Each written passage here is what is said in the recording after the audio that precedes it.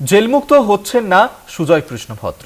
ED মামলায় জামিন হলেও সিবিআই মামলায় জেলবন্দি কালীঘাটের কাকু। সিবিআই এর আবেদনকে মান্যতা হাইকোর্টের।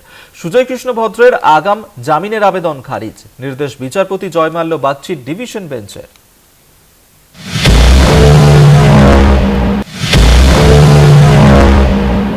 সুজয় কৃষ্ণ ভদ্র ওরফে কালীঘাটের কাকুর আগাম জামিনের আবেদন গ্রহণযোগ্যতা পেল না কলকাতা হাইকোর্টে।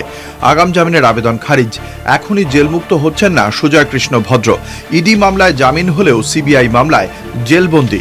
বিচারপতি জয়মাল্য বাগচি ও বিচারপতি গৌরাঙ্গ কান্তের ডিভিশন বেঞ্চের পর্যবেক্ষণ। সিবিআই আদালত সুজয় কৃষ্ণকে বারবার হাজিরা দেওয়ার নির্দেশ দিয়েছিল।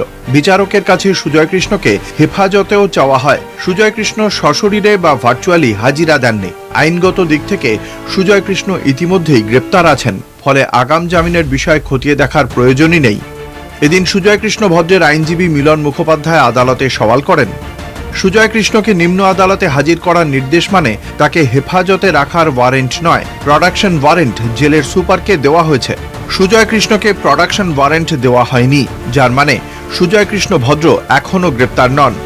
সিবিআই এর গ্রেপ্তারি এড়াতে কলকাতা হাইকোর্টে আগাম জামিনের আবেদন করেছিলেন প্রাথমিক নিয়োগ দুর্নীতি মামলায় ইডির হাতে গ্রেপ্তার হওয়া কালীঘাটের কাকু। সোমবার মামলায় ধাক্কা খান তিনি, ফলে কাকুকে নিজেদের হেফাজতে নিতে আর বাধা রইল না সিবিআই এর। সোমবার ব্যাংশাল কোর্টে ভার্চুয়াল হাজিরা দেন সুজয় কৃষ্ণ ভদ্র। চার্জ গঠনের দিন তাঁকে সশরীরে কোর্টে থাকার নির্দেশ বিচারকের। পীযূষ কান্তি নাগের রিপোর্ট, কলকাতা।